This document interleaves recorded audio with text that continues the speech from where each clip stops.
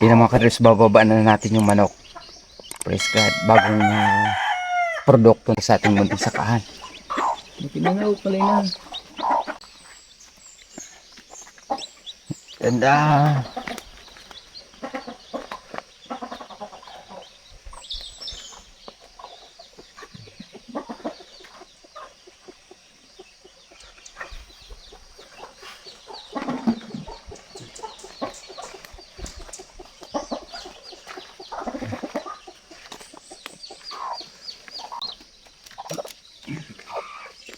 Uy!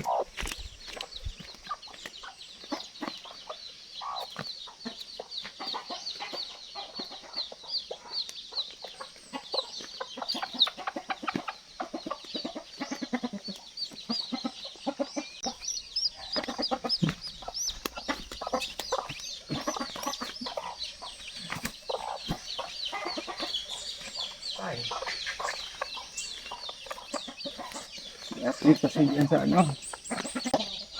Bugok.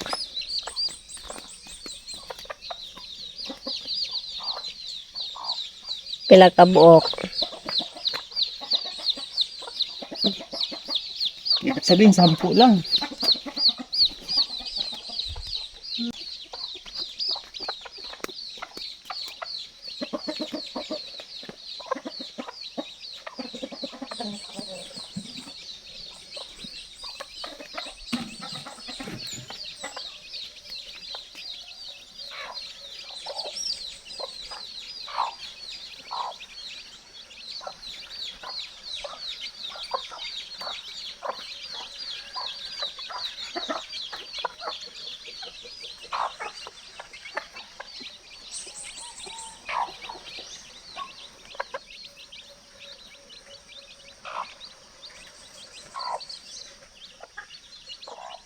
Yan.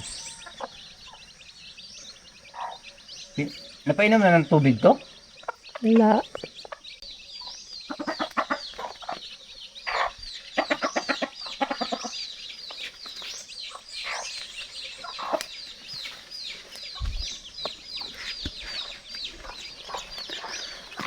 So, ayan na mga kadreamers, yung ating mga manok. Pangatlong sisiyo na naibaba natin. Inain pala. Yan. Dumami na. Praise God. 10 piraso pala yung tuluyang nabuhay sa ating sisiyo. Mula doon sa 12 itlog. Salamat sa Diyos. So, ganito po talaga tayo magbaba ng manok. Kapag bagong sisiw ay painumin po natin ng tubig yung inain nang makarecover kaagad. Yan. Praise God. Dami na natin. So ilang araw lang yung ating pinakamalaking manok, yung malahuluhano, bababa na rin natin. 2 to 3 days from now meron tayong manok naman na ibababa. Isa pa, yung pang-apat na inain. Sa ngayon, kasalukuyak nangingitlog, naglilimlim pala tawag dito. Yan siya, yung nasa abuhan. Yan, nasa abuhan na yan. Yan yung malaking breeding ng manok na kasalukuyang naglilimlim mga kadreamers. Ito na yung ating mga alaga mga kadreamers. 4 na inain, 3 na yung nagkakaroon ng sisiw.